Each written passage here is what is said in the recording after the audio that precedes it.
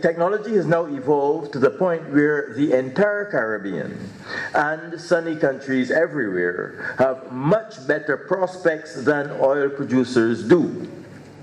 We can produce all the power we need from renewable energy sources, and unlike oil, supplies will never run out. In Barbados' case, we can generate all the electricity the country could possibly need from solar and wind energy. In the last few years, we have seen the introduction locally of affordable photovoltaic systems for households. You can now buy a system that will supply your entire electricity needs, reducing your average monthly payment to Barbados Light and Power to zero for less than half the price of a new standard-sized four-door family saloon. You can obtain financing from banks, credit unions, and other financial institutions for the purchase on terms that are affordable. You will be able to claim a rebate on your income tax for the expenditure on your system. From the time your system becomes operational, you will be supplying your own electricity from our abundant sunshine. Your system will come with a guarantee of perhaps 20 years, but you will eventually need to upgrade or replace it. So you will need to set aside amounts for depreciation. Nothing in the world is absolutely free.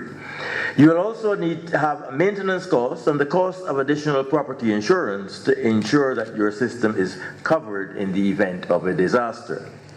And in time, you will be asked to pay a fee in order to remain linked to the light and power grid, because grid maintenance becomes a separate expense for the power company. If the necessary solar and wind generation had been in place last year, Barbados would have saved about $209 million in fuel imports. And if, in addition, all cars, buses, trucks, construction machinery, etc., were powered exclusively by electricity, we would have saved another $182 million. And in all, we would have reduced our import bill by 15%. In 2014, when the oil price was higher, we would have reduced it by 20%. The money we would have saved could have been used to invest in new hotels or infrastructure, or in other things that would create employment generating opportunities. It would have increased investment by over 50% and might have created hundreds of new jobs.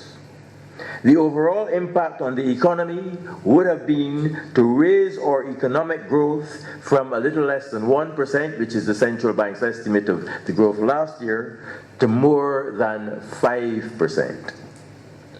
In the Caribbean Growth League tables, Barbados would have been number 1 last year. What stands between us and this beckoning future is the investment that must be made in solar photovoltaics, wind generators, storage facilities, and power distribution. In addition, all gasoline and diesel-powered vehicles would need to be phased out in favor of electric vehicles, which have higher performance, by the way. This requires government to commit fully to the 100% renewable energy strategy and provide the incentives and support needed to accelerate the required investment. We have already made a promising start in the direction of energy independence. Individuals and businesses have taken advantage of fiscal incentives to install solar PV systems in increasing numbers. And the Light and Power is, as you know, completing its first solar farm in St. Lucie. And they're also planning a farm at Lambert's, also in St. Lucie.